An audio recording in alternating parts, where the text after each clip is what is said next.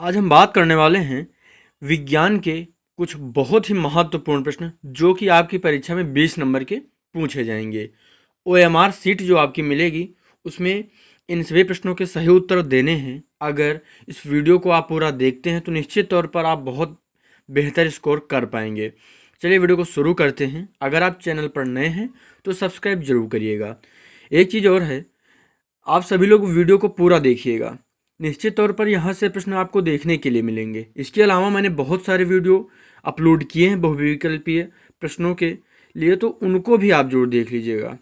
अगर ये सारे प्रश्न आप देख लेते हैं तो आपके 20 नंबर पूरे के पूरे कवर हो जाएंगे। और बहुत कम समय में जो इम्पोर्टेंट प्रश्न हैं उन्हीं को ही हम कवर करने का प्रयास कर रहे हैं, ताकि आपको बहुत ज़्यादा प्रश्न याद ना करना पड़े। और आप जब समझने का प्रयास करेंगे तो बहुत ज़्यादा प्रश्न याद करने की ज़रूरत नहीं पड़ेगी। और सब्सक्राइब जरूर करिएगा और अपने सभी दोस्तों के साथ इस वीडियो को शेयर जरूर करिएगा। निश्चित तौर पर आपकी परीक्षा में यहाँ से प्रश्न देखने के लिए मिलेंगे। यहाँ से हम देखेंगे पहला प्रश्न जो हमारा होगा, बेकिंग पाउडर को गर्म करने से कौन सी गैस निकलती है? CO2, CO, Na2CO3 या फिर O2।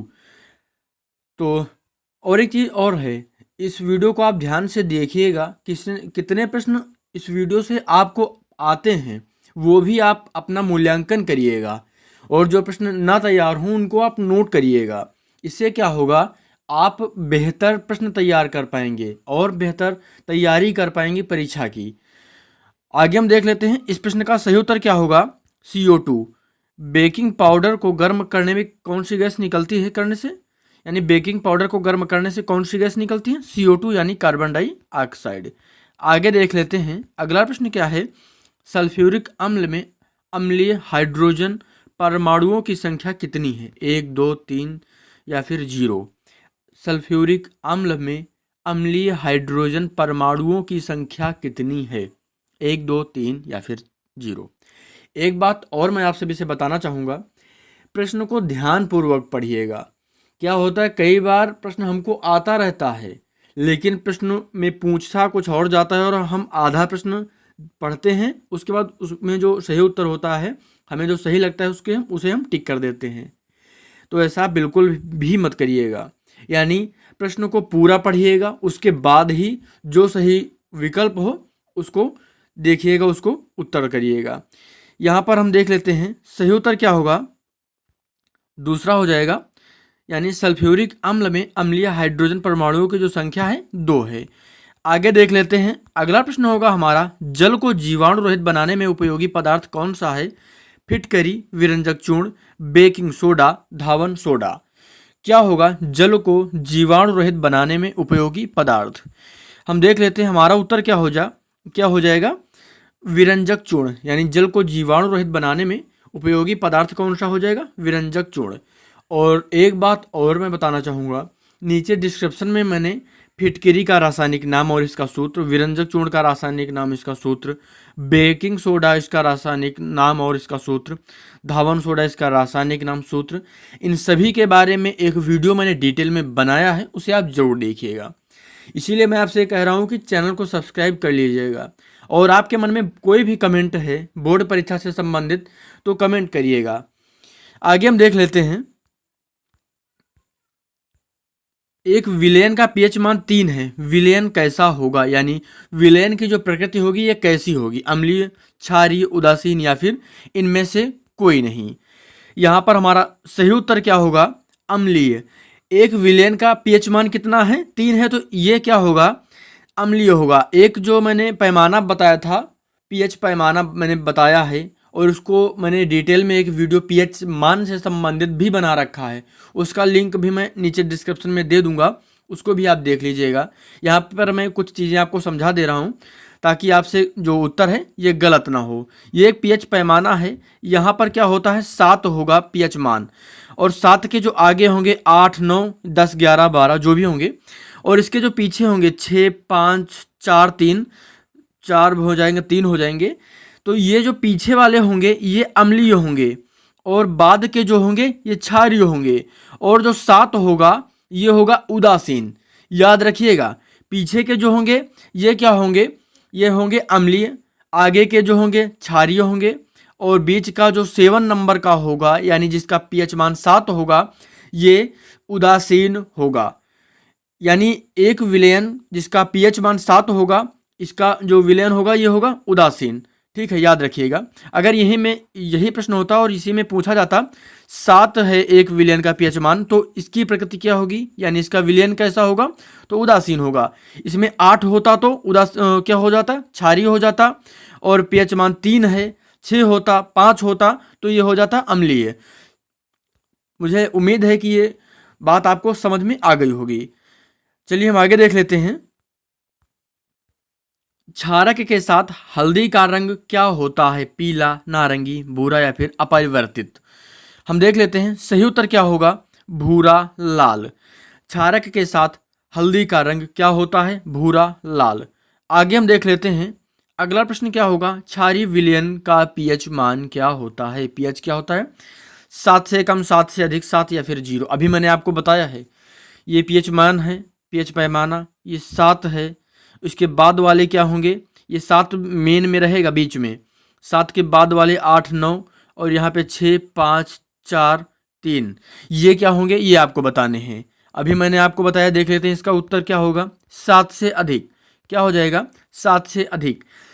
क्षारीय विलयन जो होता है 7 से अधिक होता है, और बीच का 7 जो होता है ये उदासीन होता है, और 7 से जो कम होते हैं ये अम्लीय होते हैं। 7 से कम अम्लीय, 7 क्षारीय, 7 जो होगा ये उदासीन होगा, और 7 से जो ज़्यादा होंगे ये होंगे क्षारीय। यही यहाँ पे पूछा गया है, क्षारीय विलयन का पीएच मान कितना होता है, 7 से अधिक। आगे देख लेते हैं, अगला प्रश्न क्या होगा, निम्नलिखित में से कौन सा तत्व अम्ल के साथ संयोग करके हाइड्रोजन गैस निकालता है, क्लोरीन, जस्ता, तांबा या फिर सल्फर। सही उत्तर क्या होगा, निम्नलिखित में से कौन सा तत्व निकालता है, तो जस्ता। आगे देख लेते हैं, अगला प्रश्न, कार्बन को वायु में जलाने पर कार्बन डाइऑक्साइड गैस का बनना किस अभिक्रिया का उदाहरण है, संयोजन अभिक्रिया का, विस्थापन अभिक्रिया का, द्विविस्थापन अभिक्रिया का या फिर क्या हो जाएगा, वियोजन अभिक्रिया का। तो ये क्या होता है, संयोजन अभिक्रिया। सही उत्तर क्या होगा, संयोजन अभिक्रिया। यानी कार्बन को हम जब वायु पर जलाते हैं तो वहाँ पर कार्बन डाइऑक्साइड गैस निकलती है, ये संयोजन अभिक्रिया का एक उदाहरण है। आगे हम देख लेते हैं, हमारा अगला प्रश्न क्या होगा, निम्नलिखित में से कौन सी धातु साधारण ताप पर जल से अभिक्रिया करती है, लोहा, कॉपर, जस्ता या फिर सोडियम। इंपॉर्टेंट प्रश्न है ये, और प्रश्न ये पूछा भी गया है। तो सही उत्तर क्या हो जाएगा, सोडियम। यानी इनमें जो धातु है सोडियम, ये साधारण ताप पर जल से अभिक्रिया करती है। और इसका प्रतीक क्या होता है और परमाणु क्रमांक क्या होता है, ये आप कमेंट करिएगा। अगर आपको नहीं पता है तो इसे सर्च करिएगा। इससे क्या होगा, जब कोई प्रश्न आपको नहीं आ रहा होता है उसे आप सर्च करते हैं तो निश्चित तौर पर इसे कभी आप भूलेंगे ही नहीं। इसीलिए मैंने इसे बताने से ज़्यादा ज़रूरी आपको सर्च करने के लिए दिया है। आगे हम देख लेते हैं, यूरेनियम क्या है, अधातु, क्षार धातु, गैस या फिर रेडियो एक्टिव तत्व। सही उत्तर क्या होगा, रेडियो एक्टिव तत्व है ये यूरेनियम। आगे हम देख लेते हैं, अगला प्रश्न क्या होगा, यहाँ पर जो अम्ल से हाइड्रोजन हटाने वाला धातु क्या है, Zn, Ag, Cu या फिर Hg। क्या हो जाएगा, Zn। यानी जो अम्ल से हाइड्रोजन हटाने वाला धातु क्या है, Zn। आगे देख लेते हैं, सामान्य तापक्रम तथा दाब में द्रव के रूप में पाई जाने वाली अधातु कौन सी है, ब्रोमीन, आयोडीन, फ्लोरीन या फिर क्लोरीन। हमारा सही उत्तर क्या हो जाएगा, ब्रोमीन। आगे देख लेते हैं, अगला प्रश्न क्या होगा, निम्नलिखित में से कौन सी धातु ठंडे जल से हाइड्रोजन गैस निकालती है, एल्यूमिनियम, पोटेशियम, तांबा या फिर सोना। सही उत्तर क्या हो जाएगा, पोटेशियम। सही उत्तर क्या होगा, सही उत्तर हमारा हो जाएगा पोटेशियम। आगे देख लेते हैं, अगला प्रश्न है, क्लोरीन के अणु में कौन सा आबंध पाया जाता है, आयनिक आबंध, एक सहसंयोजी आबंध, द्विसहसंयोजी आबंध या फिर त्रिसहसंयोजी आबंध। तो यहाँ पर सही उत्तर क्या होगा, सही उत्तर होगा हमारा एक सहसंयोजी आबंध। क्लोरीन के अणु में कौन सा आबंध पाया जाता है, एक सहसंयोजी आबंध। ये कुछ इम्पोर्टेंट प्रश्न थे बहुविकल्पीय प्रारूप में। इम्पोर्टेंट प्रश्न ये थे ये सारे। एक काम करिएगा, इस वीडियो को एक बार आप और देखिएगा, निश्चित तौर पर ये सारे प्रश्न याद हो जाएंगे। और वीडियो के डिस्क्रिप्शन में मैंने कई सारे वीडियोज़ के लिंक दिए हैं, उनको आप देखिएगा। विज्ञान विषय से संबंधित आपके जो भी डाउट होंगे वो क्लियर होंगे।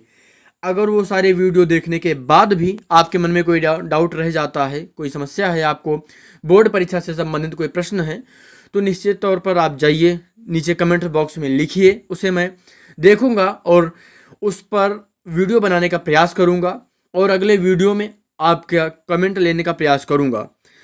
और आपके जो भी कमेंट होंगे आगे हम वीडियो में कवर करेंगे, ताकि आप उसे समझ पाएँ और आपकी जो भी समस्या हो उसको हम हल कर पाएँ। बोर्ड परीक्षा की बेहतर तैयारी के लिए चैनल को सब्सक्राइब करिएगा। इस वीडियो को लिंक जो है अपने सभी दोस्तों के साथ शेयर करिएगा। वीडियो को लाइक करना मत भूलिएगा। वीडियो को पूरा देखने के लिए आपका बहुत बहुत धन्यवाद।